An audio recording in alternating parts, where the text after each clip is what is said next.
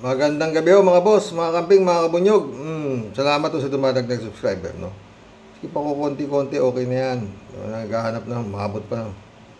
Ano yan, basta magkakasama tayo. Tapos, pag-usapan nun natin tong mga honorables. Gaya sinabi ko, sa gobyerno, pag magnanakaw, honorable ang tawag, di ba? Eto, nagtuturoan na sila.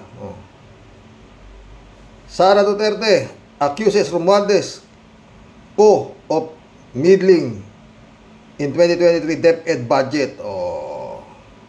Ang budget ng Pilipinas ay hawak lang ng dalawang tao. Hawak lang siya ni Puta, laki, no? 13 trilyon. Ilang trilyon ba ang budget ngayon? Kulang-kulang 6 na trilyon yata, di ba? Hawak lang ng dalawang tao, ni Congressman Saldico at saka ni Romualdez. Tuloy Masara. Congressman Zaldico at ni Congressman Martin Romualdez. Yan ang katotohanan.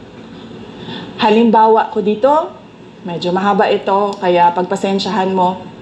Ang halimbawa ko dito, sa DepEd muna tayo. Yeah. Sa Department of Education, noong taong 2023.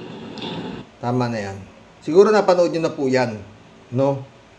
3 na ho yan, yung ni Sara Duterte na yan. Oo. At tinitira niya, tinuturo niya sila Saldico at si Romualdez bilang mandarambong. Ito sa atin, mga friend. Dali, Sabi ko, bakit pa tayo mag-question and answer dito para atakihin niyo ako? Sara Duterte ready to work with zero budget. Sabi niya, admit class with house. Diba? Okay naman pala eh. Maski na wag niyo nang bigyan ng budget eh. Kagaya nun, maski na wala daw confidential fund, tatakbo naman yung opisina niya. Ngayon, maski walang budget, tatakbo. Diba? Tuloy Masara. Ang masusunod lang naman sa budget, 2 tao lang. Diba? Ang susunod nun na halimbawa ko ay yung budget ng Office of the Vice President. Kung makikita nyo, September 2023, merong lumabas na press release ang Makabayan Block. Sabi nila, may meeting kami with Congressman Martin Romualdez. Pinag-uusapan namin ang pagtanggal ng confidential funds. September yon. Pagkatapos noon, nagkwento sa akin ng isang congressman. Sabi niya, lumapit daw sa kanya. Teka, kwento na naman yan eh. Kailangan ebidensya, hindi pwede kwentong kutsero. Di ba? Nag-ano sa kwento eh. Asan ebidensya mo? Ganun. Tuloy. Si congressman ko. At sinabihan siya na tatanggalin namin ang confidential funds ni Inday Sara. Hindi ba siya magagalit? Ang sagot naman sa kanya nung kaibigan ko na congressman, alam mo, si Inday Sara, walang pakialam sa pera yan. Magtatrabaho yan, kahit anong budget. Alam niya yan. Dahil alam din yan, limit. Yun naman pala eh, mga taga-kongreso. Magtatrabaho naman pala siya, maski anong budget eh. Anong problema ninyo? Wala nang usapan. Ibigay nyo na kung ano yung gusto nyo ibigay sa kanya. Kasi nga wala, pwede raw eh. Hindi siya sinusuportahan ko si Sara. Pero yun ang sa kanya. Yun ang kanya sabi, di ba? Maski wala, magtatrabaho yan. Tuloy mo. Limitado ang pera ng gobyerno, kaya magtatrabaho yan. Trabaho lang ang gusto niyan. Sinabihan siya. Inulit pa niya yung tanong. Tinanong niya yung congressman, sigurado ka ba na hindi magagalit si Inday Sara? Sabi niya, hindi. Kaya kung makita ninyo, doon sa budget hearing ng Office of the Vice President, ay dinefend namin ng maayos kung paano gagamitin ang confidential funds. Napapabilis ang trabaho, napapadali ang trabaho, dahil nakatarget yung mga proyekto. Pero pagkatapos nung plenary namin sa House, ay kaagad na lumabas, di ba? Walang 2 oras lumabas ang statement ni Congressman Zaldico. Ano sabi niya? Unanimous decision ng party leaders under the leadership of Congressman Martin Romualdez, tatanggalin namin ang confidential funds. At para hindi halata na inaatake nila ako, tinanggalan din nila yung mga iba pang mga departments ng kanilang confidential funds. So nakikita nyo, bumulong ang Makabayan Block kay Martin Romualdez. At dahil sa kagustuhan ni Martin Romualdez na hindi siya atakihin, at dahil sa gusto niyang suportahan ang Makabayan at ang NPA, Naman yan. Mamaya, hihimay na naman ho ni Atty. Claire Castro yan, no? Ang ganda ho, pinakanood ko kagabi. Puyat ako kay Atty. Claire. Ang ganda ng ano niya, hinimay-himay niya eh. Yung mga sinasabi ni Sara, no? Buti dito, pag na-atching ako, na-ipopost ko eh, di ba mga boss? Oo. Anyway, dito na ho tayo, no? Sa palagay ninyo, mga boss, no? Ito kaya si Sara Duterte. Gaganito to kung nakuha niya yung kanyang gusto. Parang ano ang style nito ganito eh. Parang yung nakaw ko lang nakikita nyo kayo, eto sa inyo, magnanakaw din kayo eh. Parang gano'n na, di ba? Nagtuturuan na ho yung dalawang honorable. Mga honorables. Ang nasa gitna, ang kawawang Juan de la Cruz, di ba? Yun lang ho sa atin mga boss, no? Gaganyan ba si Sara kung naibigay yung gusto niya? Di nga, diba? Kaya lang siya gumaganyan. Nakakaramdam siya na tinitira siya daw. Tinitira ka ba? Inaano lang yung ano mo, yung sinisilip lang yung mga sabi ni Atty. Claire, mga incompetency mo, ha? Incompetent siya eh. Dahil sa DepEd, palpak. Diba? Ngayon, eto ngayon, nagtuturo siya. Naghahanap siya na ituturo niya, diba? Tsaka yan, maganda naman siya sabi niya, maski wala, huwag niyo akong bigyan ng budget eh. Pwede kong patakbuhin. Nasa inyo na kongreso. Wala na, ang gusto mangyari sa Sara, huwag niyo na akong tinatanong, tinitira niyo ako eh. Parang ganun, di ba? Bigay niyo kung ano gusto niyo ibigay sa akin, basta yan ang hinihingi ko. 2 bilyon, kung ayaw niyo, bahala kayo. Nasa inyo yan, maski huwag niyo ako bigyan eh. Yun ang padiin ni Sara Duterte, di ba? Yun na yun. Kaya ano pa pag-uusapan? Nagsalita na siya. Kung bigyan nyo ako, sige. Kung hindi, parehas lang. Tatrabaho ko, alang-alang sa mga tao, mahihirap. Diba? Sabi. Diba? Hindi mahalaga sa kanya pera. Diba? O spoiled brat. To. Ang budget ng Pilipinas ay hawak lang ng 2 tao. Magandang araw po, Madam Vice President. Ito yung pinakauna eh. Hindi raw siya spoiled brat. Una sa lahat, nagpapasalamat po kami sa pagkakataon na binigyan niyo po sa amin at makapagtanong po sa inyo. Pero bago po ang lahat, ma'am, ano po ba ang dahilan at nabigyan niyo po kami ng pagkakataon na magpaunlak po kayo ng interview? Maraming salamat sa pagkakataon na ibinigay sa akin ngayong araw na ito. Nagpa-interview ako dahil gusto ko na malaman ng taong bayan at ma-explain sa taong bayan kung bakit hindi ako sumasagot sa question and answer sa budget hearing ng Office of the Vice President para sa budget proposal namin 2025. Gusto ko kasi na maintindihan ng taong bayan saan ba ako nanggagaling. Madam Vice President, sa mga Saan ka ba galing? Sa Davao? nakaraang linggo po, naging laman ng balita ang naganap na hearing sa House of Representatives po para sa 2025 OVP budget. May mga nagsasabi na nag-asal Bratinella daw po kayo, lalo na sa House of Representatives. Hindi daw po kasi kayo sanay na matanong sa mga bagay-bagay, kaya ganoon na lamang po ang naging asta ninyo. Ano po ang reaction niyo dito? Sanay ako na Ito sagot sanay daw siya. sumagot sa mga tanong ng mga bagay-bagay. Kaya nga, di ba, nagbibigay ako ng mga interview, kahit hindi siya arranged na interview, mga ambush interview ng media, kung saan nakukuha nila yung mga katanungan ng taong bayan. Sanay ako sa ganyan. At alam Kaya pala puro no comment ang sagot mo. Sige tuloy, sakit ulo. ng taong bayan na hindi ako Bratinella o spoiled brat dahil Pwede nga. Nung mayor ka nga, walang makapalag sa'yo, pati sheriff, sinasapak mo eh. Kawawang-kawawa yung sheriff. Oh. Anong sabi ng tatay mo? Kulang pa yan. Kung ako, tinadyakan ko pa yan eh. Doon pa lang mga boss, doon sa pagkakasapak niya sa sheriff. Grave misconduct na yun eh. O public servant. Pwede na siyang matanggal doon eh. Kaya lang nanginginig nga yung sheriff. Sabi ni Digong, ano? Magkasampa ka ng kaso? Ganun yung sheriff po, nanginginig. Napanood ko yun. Tuloy mo, Sarah. Dahil kilala nila ako simula nung ako ay nasa Davao pa, simula nung ako ay mayor pa, hanggang naging vice president ako.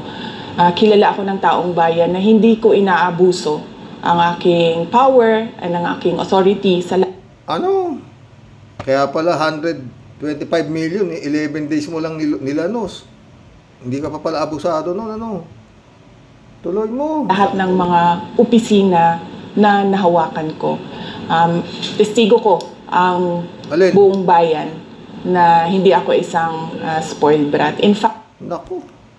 Sus Mariosep. Parang si Alice Goo to. Mga boss. Tama na yan. Sakit ulo. Nanonood ho po ako kayo ng hearing ng Senado dito kay Guo Waping. Alam nyo, no? Napakatyaga naman itong mga senador na to para kausapin ang isang taong wala na, alam na sila from the very start, wala silang makukuha ang sagot. Di ba? Pakinggan ninyo. Ito. Sinungaling ka! Huwag mo nga kaming lukuhin dito! Ang basto sa Senado ay... Ayan na, yung mga senador natin. No? Halos murahin na nila to si Guo Waping. Pero pinagtyagaan pa rin nilang pag-ubusan ng oras. wala pa ring konsensya pa. Nakakapikong ka na, ha? Nakakagigil ka na. Gusto mo pala di sabihin mo sa amin. Alis ko, kayang-kaya kang protektahan ng PNP. Kailangan magtutulungan tayo dito dahil bansa natin ang nakataya dito. Hindi lang si Alice Go. Kayo ba si Guo Waping? At bago niyo po i-invoke yung right against self-incrimination, hindi naman kayo yung nag-file ng inyong late registration of live birth, diba? So, you are not incriminating yourself. So, are you Guo Waping? Madam Chair, may mga kaso na po na final po sa akin po sa court, kaya hindi ko po siya masagot po sa inyo ngayon. I don't think yung tanong ko ay may kinalaman sa kaso sa inyo, lalo na may pruweba nang na-establish ang NBI at yung isa pang ahensya kinukumpra yung fingerprints ni Guo Waping at fingerprints nyo bilang Alice Go at parehong sinabi nilang magkaparehong taong ito. So, for your own sake at para sa kabatiran ng aming komite, just one last time on this very simple fundamental question. Ikaw ba si... Very simple, fundamental question. Yun ang alam. Pero sa akin, hindi simple yan. Oo. Tuloy natin. Guo Waping. Madam Chair, hindi ko po kino-confirm at may kaso na po sa akin sinampa. Sasagutin ko po sa korte po. Madam Chair, Yes, Senator. One related question. Tama na yan. Masyado na hong yan. Ang alam nila, yung tanong na very simple, sabi ni Senador Risa Ontiveros, are you Guo Waping? Hindi yan aamin. Hindi simple yung tanong eh. So, para sa akin lang mga friend. Pag inamin niya hindi siya si Guo Waping, tapos na ang eksena. Aaminin mo na lahat. Kaya yung tanong na, sino ka ba? Ayaw sumagot si Guo Waping. Basta, may sumagot pa siya dyan eh. Ako si Alice Go.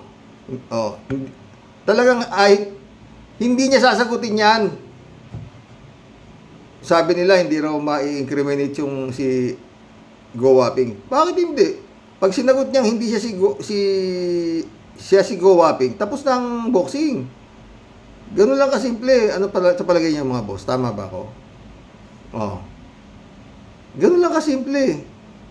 Ibig sabihin, talagang lahat ng eksena, from pagiging mayor niya, pagiging Filipino citizen niya, tinapos niya na pag sinabi niya na siya si Guo Waping.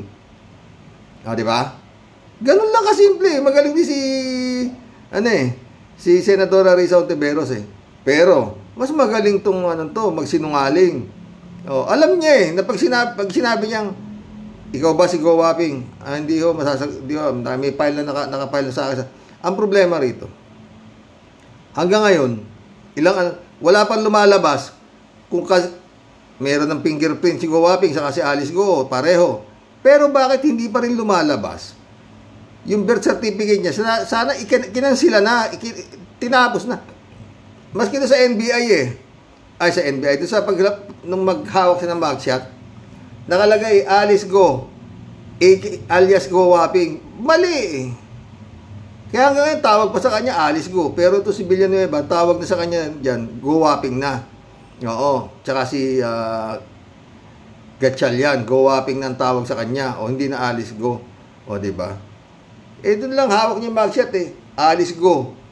AKA, baliktad dapat Go Waping, AKA Alice Go. Dahil nga peke nga yung birth certificate niya. At wala ho silang nakukuha dyan. Wala ho silang makukuha dyan sa babae na yan. Umpisa pa nga lang, sabi nga ni Senador Risa Ontiveros, di ba? Napakasimpleng tanong. Ikaw ba si Go Waping? O, di. Akala lang ni Senadora Risa Ontiveros. Simple para sa... Hindi ho simpleng tanong na yun. Napakabigat ho nun.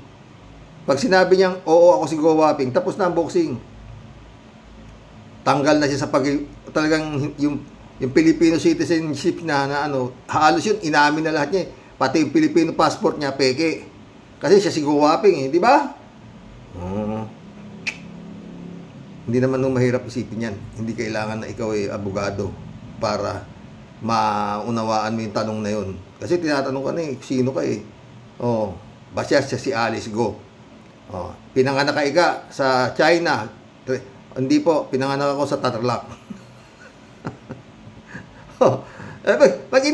Yun ang mabibigat doon Pinanganak ka, di ba pinanganak ka sa China? Hindi po, pinanganak ako sa Tarlac. Yung mga tanong na yun, pag sumagot siya ng tama doon, tapos na eksena. Finish contract na si Alice Go. Go Waping na siya. Di ba? Simple, hindi man tayo Yung tanong, akala ni Senadora Risa Ontiveros, simpleng-simple. Hindi catchy yun Very catchy question niya yun Pag sinagot ni Go Waping yun na oo, patay na, tapos na lahat ng finish contract na. Ngayon, kung hindi niya sinasagot yung sabi ni Senadora Risa na simpleng tanong, na very fundamental, wala na ho. Yun nga, simpleng tanong na sinasabi mo hindi pa sinagot ng tama lahat na itatanong nyo dyan, wala na kayong pakikinabangan. Wala kayong makukuha dyan sa tao na yan.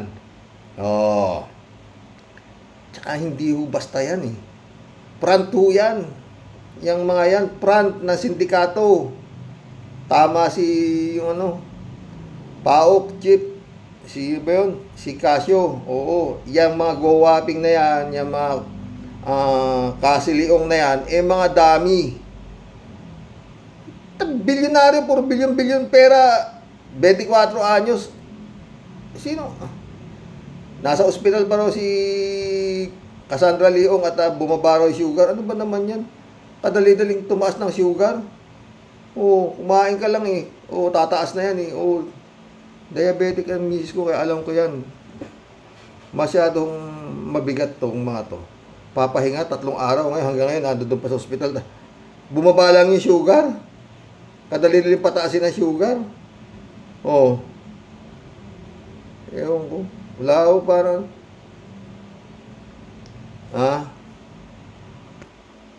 gulo-gulo sa Kongreso. Ganon din dito sa Senado. Pinag-aaksaya nilang panahon to si Go Waping na to. Wala naman sila makukuha dyan. Sindikato yan. Tama yung sinasabi niya. May threat daw yung buhay niya. Ipoproteksyonan kita. Wala ho yan. Wala ho sila makukuha dyan. Kaya anong gawin nila dyan? Yung pangalan lang, hindi pa sagutin, di ba? Basta maganda ho yung mag-abang ho tayo. Marami pa akong sasabog dyan. Yung pag-aaway nitong mga honorables, Kaya lang, ang kawawa nga si Juan de la Cruz. Ang pinag-aawayan, nagtuturoan ho yung mga honorables, ha? Sumagot ho yung Saldico. Sinungaling, sabi ni Saldico. Hindi totoo yan. Ganito, ganon. Oh, diba? Oh, hindi pa sumasagot si Martin Romualdez, ha? Kasi, ang akusasyon ni si Sara, hawak lang daw ng 2 tao ang budget ng buong Pilipinas. Mantakin mo yun, ha? Mabigat yun. Ang akusasyon ni Sara, mandarambong kayo. Kayong 2, mandarambong kayo. Ganon. Nagtuturoan ho yung mga honorables. Hindi na iya itong mga to, Diyos ko. Billion ho. Ang pinag-uusapan pa, yung pagpapagawa ng mga classroom, ha, na mga mag-aaral sa public school. Ewan. Wala akong nangyari dyan. Turuan na turuan. Billion ang pinag-uusapan. Tapos makakakita ka ng mga ano sa kung gaano naghihirap ang mga Pilipino, no? Siguro pag kumarap na si Kibuloy sa korte, masabi pa kaya niya ito sa loob ng courtroom? Oh, eto. Diyos raw si Kibuloy. Pakinggan mo, General Torre, at baka magbago isip mo, ha? Diyos rin ba si Pastor Kibuloy? Sapagkat ako'y representative ng aking ama na narito sa lupa, pag sinunod ninyo ako, ang sinusunod ninyo yung nagsasalita sa loob ko. Sapagkat ang ama at ang anak ay isa. Ang mga sinasabi ko, sinasalita ko, hindi ko sinasalita sa sarili ko, kundi sa amang nananahan sa loob ko. Sapagkat sinabi niyo, yung ama raw nananahan sa loob niya. Parang nai-exorcise siya ng Panginoon. Yun ang gusto palabasin itong buwang na to, Tuloy mo, buwang. Diyos ako, ang ibig sabihin yung Diyos na nasa loob ko ang sinasamba niyo. At ang kanyang mga sinalita na naging... Nasa loob daw niya yung Diyos. Oo. Parang yung katawan niya, ipinasok ng Diyos. Siya na ngayon ng Diyos. Si Raulo, di ba? Yan ang sabihin mo sa korte pagka tinatanong ka na ron. Binabasa ka ng sakdal. Yan ang isagot mo. Sigurado, pasok ka sa mental hospital. Tuloy. Naging katawan dahil sa akin ang pinapakinggan ninyo at sinusunod ninyo. Ang nakakabuti lang dito sapagkat nakikita ninyo yung kanyang katawan dito sa lupa. Siya yung katawan dito sa lupa. Putik ka, kibulog ka. Amen! Sabi na mga buliw. Ewan ko mga boss. Ano nangyari sa mundo? Oo. Takin mo. Meron pa yan, di ba sabi niya? Ako ang daan. Hindi kayo makakapunta sa langit kung hindi kayo dadaan sa akin. Maski magtimpisaw kayo dyan. Yan ang... Diyos ko. Ano nangyayari, no? Napagharian ho tayo ng mga baliw. No? Tama na ho yan. Marami tayong naging topic. Naging topic natin si Kibulog. Naging topic natin si Sara Duterte. Naging topic natin si Alice Goo. Di ba? At ang napakatyagang makipag-usap sa sinungaling ng mga senador.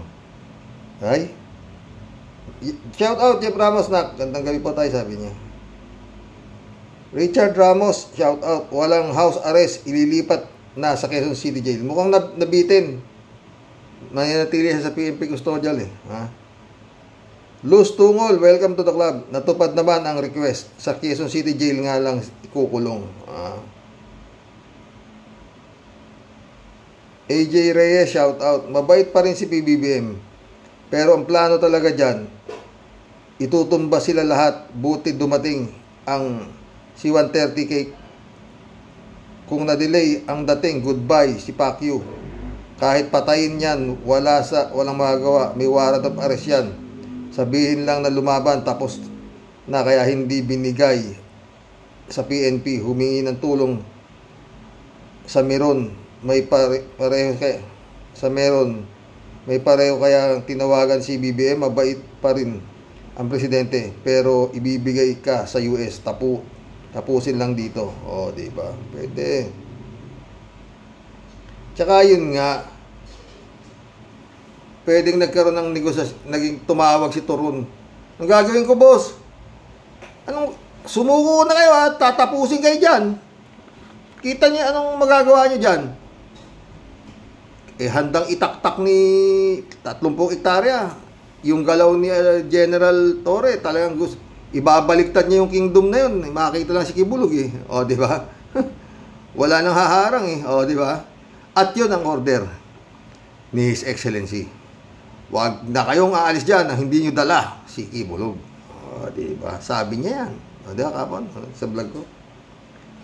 Chupista Bunao, shout out. Good evening, kuya. Pati sa mahal mong asawa at sa mga ka-warriors. Wow, maaga po kayo ngayon. Ano ka ba, kuya? Huwag ka namang magkakaso at huwag mong kunin si Turon. At baka maprito ka. Dapat kay baliw sa kulungan ng mga rapist para maranasan niya ang kung paano abusin. Dapat huwag nang bigyan ng special treatment. Sobra-sobra ang kalayawan. Paano pagdurusahan ang kasalanan niya kung parang hari siya sa oblo. Dapat sa kanya magpalipat na siya sa loob. Sa Muntinlupa para hindi masyadong doon, maraming doon. Si Halusos nga nakapagbuhay doon eh. Pero tayo siyang basketball court, patayo siya ng panaderya, nagpatayo siya ng maraming pinatayo si Congressman Halusos doon, masayang-masayang mga preso, daming pera ni Congressman. Ewan ko na to si Kibulog kung may pera ito, ha? Dahil ako hindi ako niniwalang pera niya yan. Sige, anong gawin mo? Librado Ludovico, shoutout. Hoy, Pacquiao, ngayon mo patunayan na disappointed son o bagan ka, ulul. Patay tayo dyan. Gil Ruiz, welcome to the club, Gil. Kung i-house arrest siya, baka may bunker na naman, diba? Tsaka hindi pwede yung Turon, na matanda na siya, kaya i-house arrest na lang due to. Ang dami to, ikaw naman Turon, ang daming mga nasa loob doon na sa kulungan na ang kasalanan lang, wala lang pampiyansa, inamag na rin sa kulungan, tumanda na rin talaga ko Turon. Di kung ganun pala, di pag mga ganyang may edad na, pwede nang magnakaw. 74, bata pa yan, marami pa yan. Si Kibulog nga, sumushoot pa yan, panay shoot na shoot niyan. Dead shot yan. Maski na hindi nakikita, shoot pa rin, di ba? Noel Tenko, shout out, Karoke. Lahat ng sumalaula sa pangalan ng Panginoon ay matindi ang mga kaparusahang inaabot. Kaya si Digong, wait lang siya at malapit nang dumating sa kanya ang hagupit ng Panginoon.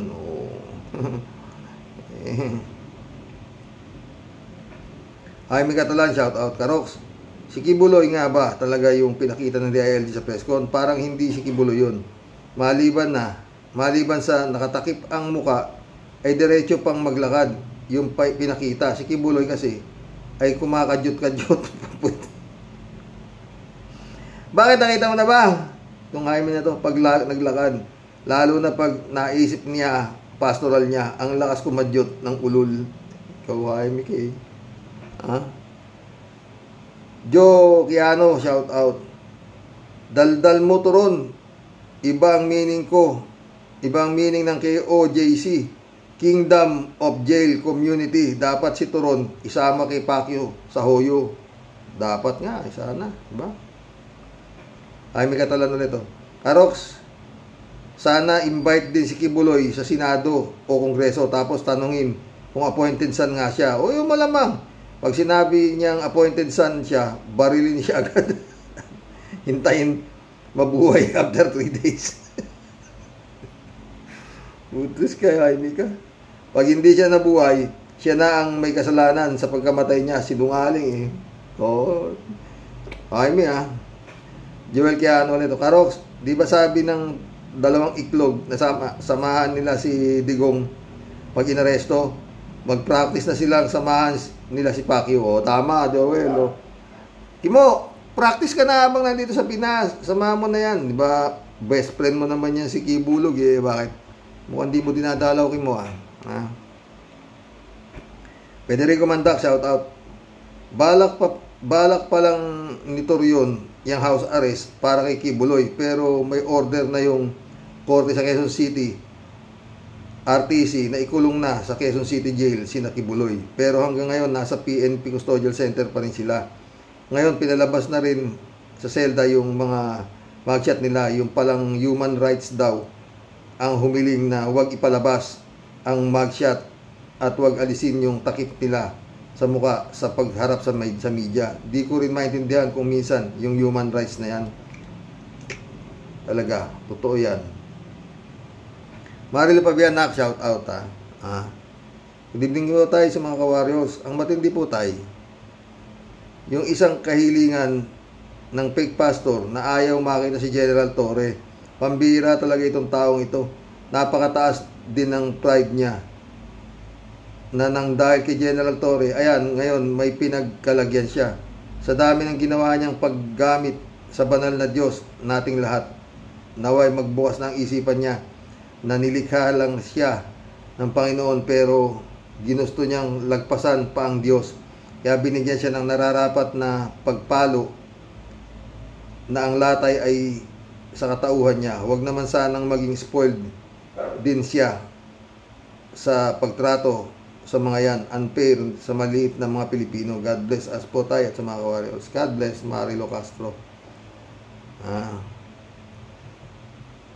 Elio, paano na kaluluwa ng tao kung nakakulong si Pacquiao? Si Lord na ba ang hahawak ng kaluluwa ng tao? Si Lord ng droga ng Davao? Eli. Marilo Pabian ulit to. Nakakatawa nga po itong media dahil grabe. Bakit ng face niya doon na lang sa tiyan ipinokus ang camera. Lumaki po tiyan kasi siyempre katatago sa lungga, wala nang oras mag-exercise. Hindi na natunaw ng maayos ang kinakain. Sa takot na masukol ni General Torre, di umubra mga tactics nila na bulok. Shout out Atty. Toron. Hindi na ano pa nga anak eh. Dapat noon pa pala ginamit ni General Torre ultimatum na yan. Hindi na sana inabot sila ng ganyang katagal. Diba? Full bless agad. 3,000 tapos lahat kayo, malis kayo riyan. Diba? Tapos pag nakarinig ng kasayan karingkang yan pag hindi ka lumabas, kibulog within 24 hours assault na. Diba? Tapos hindi sana inabot ng ganyang katagal. Laki ng ginastos ng gobyerno dyan. 16 days. Pagkain lang yan. Diba? Erlinda Aquino, shout out. Kuya, para ka naman bago ng bago dito sa Pinas. Pag may pera, ikaw ang masusunod. Nabubisit ako na nagpapamahala ng nabibisit ako sa nagpapamahala ng batas. Yun nga totoo yan. Yung mama na nagnakaw ng mangge, nakulong Fernando San Juan, shout out. Good evening, Karox. Sa ngayon, pinagbibigyan pa si Kibbs. Pero sa kaso ni Kibbs sa Estados Unidos, walang lusot siya. Hindi pwedeng hadlangan ng ating gobyerno ang kahilingan ng US na kunin si Kibbs para sa mga kaso kayang hinaharap sa US. Ang lamang. Michelle Edwin, my friend, shout out Rodelia Alpiloro. Hello po, Sir Rox. Akala ko po di nasunod ang gusto ni Manyakis. Ewan ko lang po. Di po ako sure.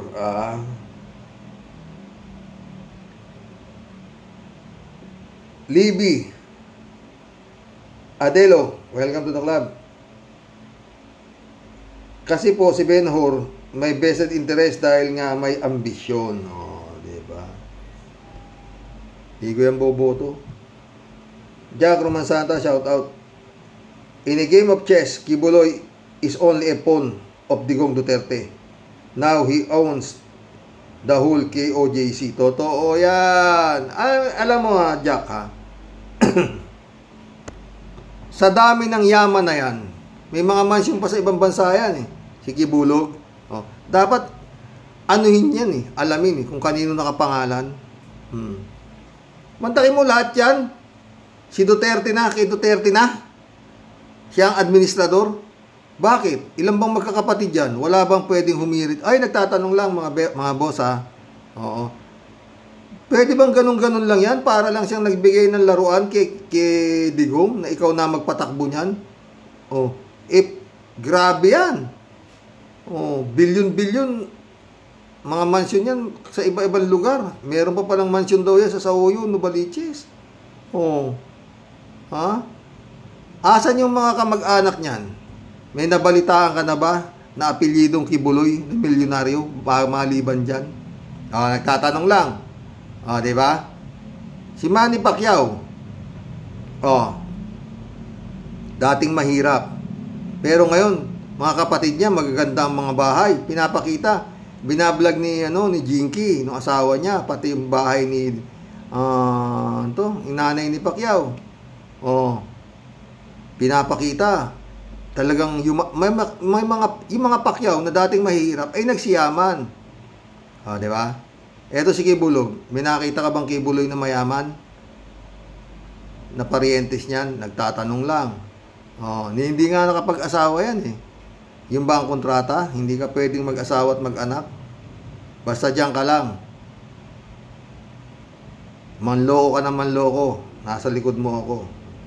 Oh, di ba? Tapos patayo. Mantakin mga pinatayo. Jose Maria College. Prayer Mountain, Glory Mountain, Kingdom. Tapos yung pala grabe, no? Talagang nagbuhay siya. Nagbuhay siya ng napakasarap ng buhay. Oh, di ba? Basta diyan ka lang. Ako na ang bahala. Oh, di ba? Basta lahat papangalan ko sa iyo. Oh, pag nagkaipitan, akin na. Oh, ang bilis. Hindi pa siya nadadampot. Nakalipat na lahat kay Duterte, di ba? Hindi naman masyado mahirap basahin, di ba? Jack, galing si Jack. Jack Romansanta ulit, In a game of chess, Alice, Cassandra, Harry Roque are pawns destined to be sacrificed. Huwag lang mabuwag ang Chinese syndicate ng Pogo. Kaya nga hindi sila pumuntas ng China kasi papatayin sila doon. Oh. Friend Shervin Sapeda, shout out Tia Deli. Christian Sen, July 7, Alcantara, shout out sa inyo mga friend. Oh. Friend Dolor Garcia, shout out. Amy Bingson, shout out my friend Diyan sa Italy. Sabi ni Tia Deli, magandang buhay pagbating may ngiti mula kay Impong Basyang, Team Tia Deli, sa iyo, Sir Rox, at sa buong Team Rocky Warriors the Great. Masasabi ko lang po, Sir Rox, let's all celebrate sa kamangha-mangha at mahiwagang pagkilos po ng Diyos para kay Kibulok na grabe pong nagpahirap sa buong taong bayan. Game is over. This is the right time for you to pay all the consequences sa batas ng Diyos at sa batas ng tao. Kahit ano pang makapal na kumot, ibalot at itakip mo dyan sa makapal mong muka. Huli ka na balbon. No easy way out for you now, Mr. Manyakol. Masyado ka kasing nagpakampante na ikaw talaga ang king of all kings. Pag-aari mo ang lahat. O ayan, pag nasaan mo si Peryong at Dagul, makunat-kunat na at parehong expired na, di na lasang yummy. If I were the government, Sir Rox, I will not stop for Kibuloks being apprehended. I will truly search the whole hectares of the Kingdom Palace. Totoo yan ang dapat Mas marami pa po diyang mas mahiwaga at mas kamangha-mangha pa po kay Kibulok na kanila pong matutuklasan at dapat pong sumambulat sa harap ng buong mundo kung bakit po naging ganyan kalawak ang naging pag-aari ng isang pastor na impostor. Lahat po dapat yan ay ma-search at matuklasan po ang mga marami pang kahindik-hindik na pasabog na dapat pong isang bulat sa buong mundo. Totoo yan, Tia Delica. Ang pinagkatatagong itim na lihim ng mga taga Durian City. Nahuli na po yung isa sa sa pinakatahimik na galamay at alagad dapat po mahuli din yung pinakaulo at pinakaugat nagtatago sa pangalang Ingkong Didi Shit.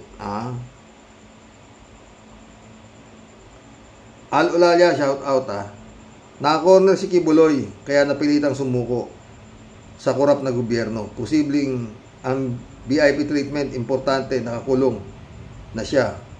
At sa November yata may hearing sa US Court, obligado ang extradition. Good day Sir Rox at sa mga ka-warriors. God bless. Totoo, lapit-lapit na, di ba, Alulalia? Malamang magpasko na siya sa ibang bansa. Johnny B. Good, shout out Gandang gabi ka, Roque. Langya, kala ko ba no special treatment, pero si Kibuloy pa rin ang nasusunod. Bakit bibigyan ng house arrest yan? Dapat yan ikulong sa krame o city jail. Ayan yan na nga, yan doon ang punta. Johnny. Shelly J. Sir, shout out 74 na pala yung manyakis na yan. House arrest daw. Kapal nyo naman, turon. Mahina ng at may health condition Antindi pa ngang mang-rape, puro kabataan ang nasa paligid niya. Sa katedral, ayos VIP pa ang manyakis. Di bale, may Diyos naman. Di ba, Shirley? Elizabeth Iscari ulit Good evening, Sir Rox. Nagtataka lang ako kung bakit nakatakip ang muka ng mga yan. Kilala naman ng buong mundo ang pagmumukha niya. Wanted nga, di ba? Ay, nako. Tapos itong abugago nila, wow. Kusa daw sumuko. Hoy, tanga. Hoy, tanga lang ang naniniwala na kusa daw sumuko itong mga suspect. At grabe ang pangkanlong ng mga member nila na kulto. At lalo na mga pamilyang Duterte at yung mga senador na mga senador na makakibaliw at Duterte. Totoo yan, Elizabeth ka. Ted, shout out Ted. Pacquiao, reyna ng city jail sana pero di na daw matutuloy dahil baka magpiyansa at makatakas. Dapat. Kalat ni Baya, shout out. Ted ulit Pacquiao, libag na nagkatawang tao. Alberto Olaer, shout out Karoke. Sabi ni Attorney Claire Castro, ang attorney ni Pastor Kibuloy parang hindi niya alam pag warrant of arrest pwedeng pasukin ng mga pulis lahat ng sulok para hanapin nila ang fugitive na si Kibuloy. Nagpanggap na appointed son of God ang nangyari ng KOJC Kingdom of Judas Court, Karoke. Totoo yan, Alberto. Ted ulit Mabigyan kaya si PB General Torre ng Award of Accomplishment man lang sa pagkahuli kay Kibuloy?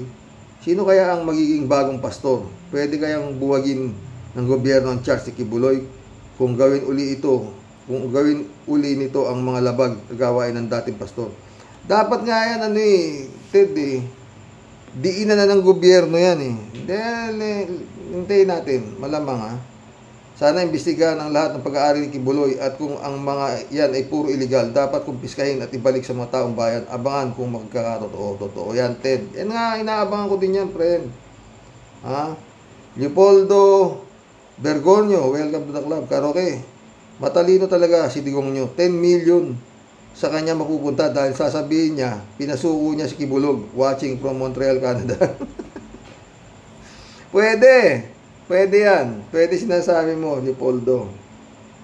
Ginamit na si Kibaliw nung pinagkakitaan pa, diba? 10 million din yun. Ted ulit Sa kahilingan ni Torion na house arrest para kay Kibuloy, parang merong mali. Di ba na-aresto na nga si Kibuloy sa kanyang house? Ano pang house arrest ang pinagsasabi ni Torion? Bobo! Dahil mali ang house arrest, kaya dinala siya sa Quezon City Jail. Yun ang magiging house niya Pero nga ako sa'yo, Kibulog, sa Muntinlupa ka nagpadala. Alberto Olero. Di kaya ginawa yung mga ni Bantag yung malalalim na hukay para scapegoat? Escape route? Ano ba nangyari doon sa hinukay na yun? Yung bagong boss dyan sa Muntinlupa. Wala nang balita doon kung natakpan na yung butas na hinukay ni Bantag o whatsoever, di ba? Tsaka yung si Bantag, asa na? Alberto Olairo ito. Karoke, ang tubig na tahimik, malalim yan, malupit ang ganti ni PBBM. Iabot kamay mo na yan si Kibuloy sa FBI at sa Amerika, Presidente Bongbong Marcos, para maging ahas pa si Kibuloy sa loob ng Quezon City Jail. Karoke, totoo yan. Bibigay yan. Kalat niyo. Earth, I own the earth. I also own the new Quezon City Jail.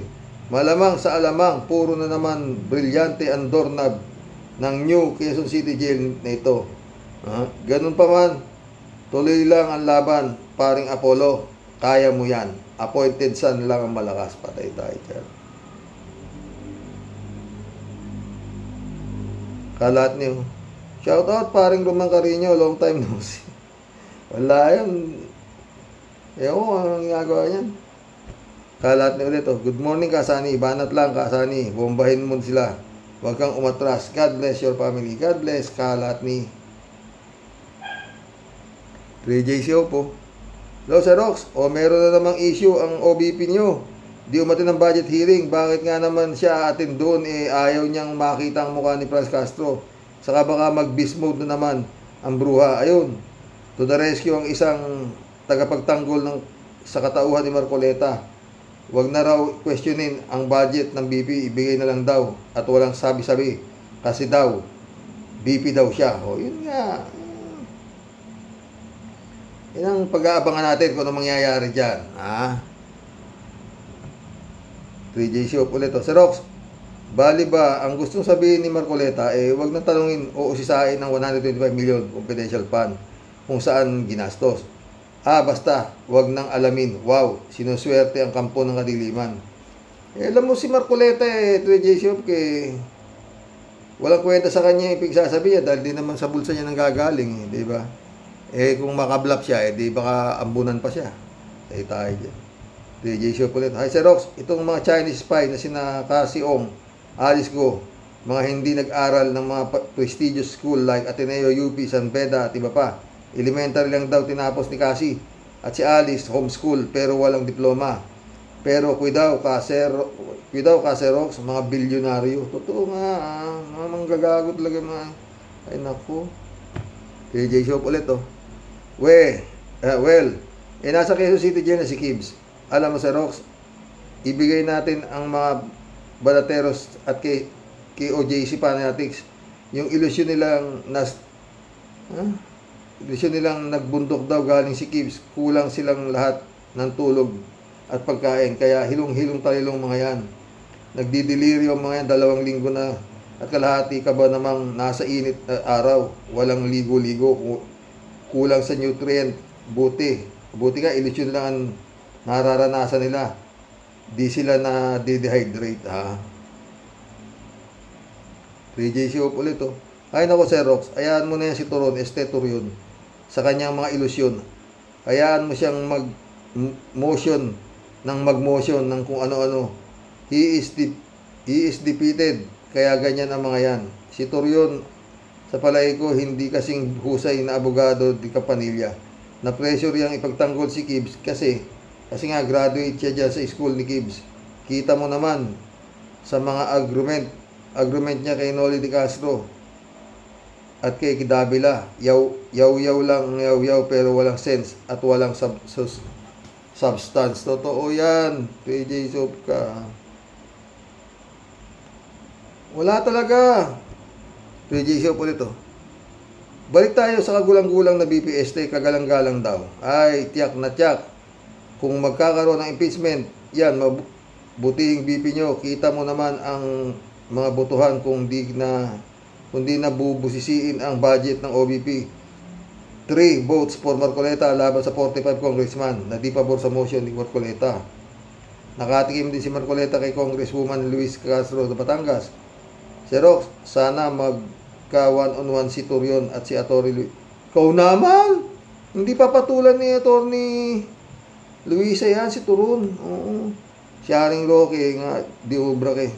Ang dapat PJ Shop ka, si Haring Roque saka si Turon. Oo, yan. Tsaka si, ito.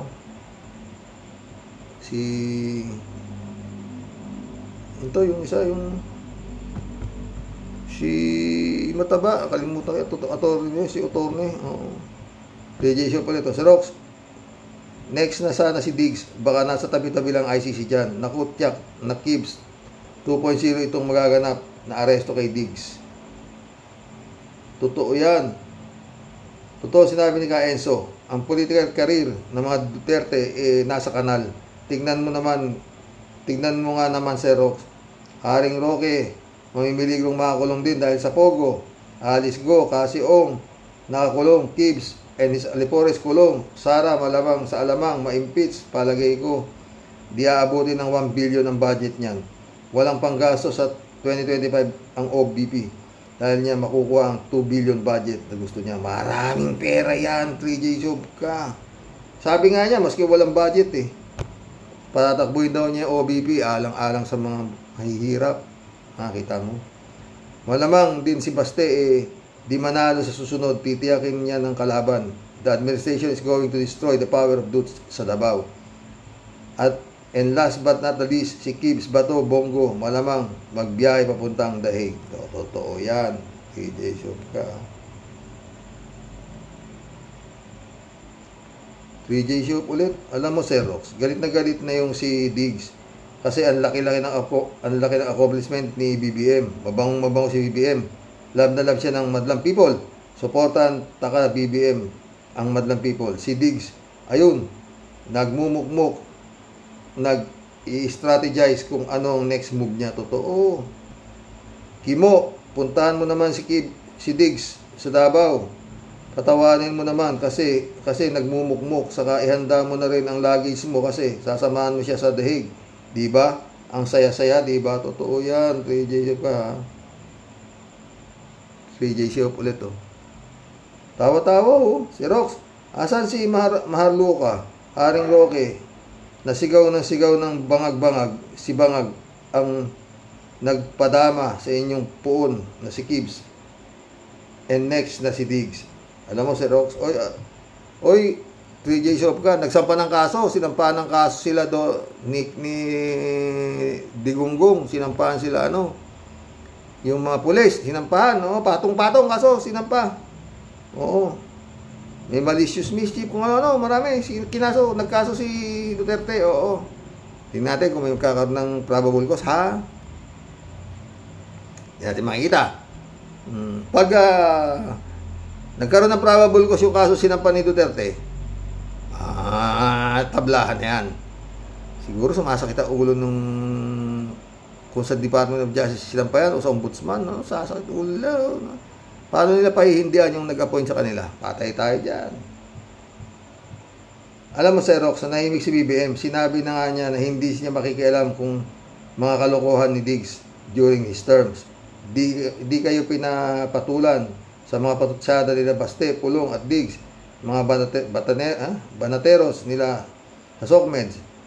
Di yan, pinagpapatulan ni BBM, kaso ayaw nilang tumigil. Nag-defect pa si Sara kay BBM na kanya sanang saving grace. So, sabi nga, pag puno na sa loob, kailangan ng kalusin. Kaya sinong may kasalanan sa mga nangyayari sa kanila, Dutch Kibs? Di sila rin. Totoo yan. 3J Shop ka. Sila talaga. Ha? Kala nga nila, maski anong gawin nila, okay lang itong si Marcos. Ngayon, todas. Pinagmumura niya, pinalalaya siya sa pwesto. Ano kayo, siniswerte. Hindi pa kayo Duterte, Marcos na yan. Ungas. Dised, Sir Rox, mas maigi sana kung search warrant naman dalhin sa KOJC dahil baka may mga nakatagong illegal doon. Yun dapat talaga. Kalat ni ulit, House, anong house arrest? Bakit naman walang kwenta ang house arrest na yan? Dapat ang i-request ni Paring Apollo ay mabigyan siya nga special night duty. Nang sa ganun ay may kalaro naman siya pagdating sa gabi. Totoo yan. Yun nga. Ikaw turon nga anong house arrest? Night duty, Kalat ni Baya ulit, Shout out, Binibining Akira Milus. May you have a blessed day. We miss you. Ingat ka palagi. Sana okay ka lang, Akira, Joe Flores, my friend, shout out. Menopause, shout out Naka.